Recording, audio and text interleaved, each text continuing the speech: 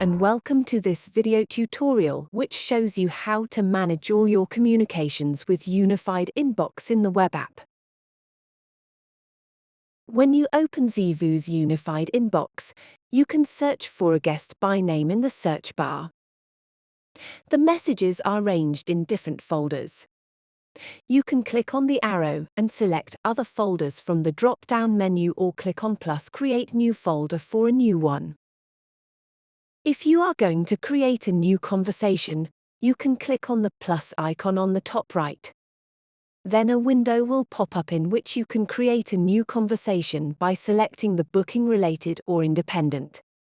For each conversation, you can click on the three dots to mark as read, archive, move to trash, and move to other folder.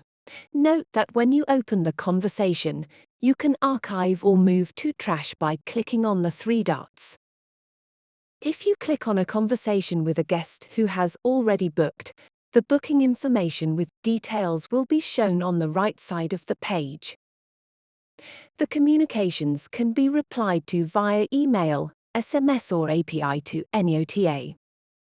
Click here to watch more tutorials and start growing your business.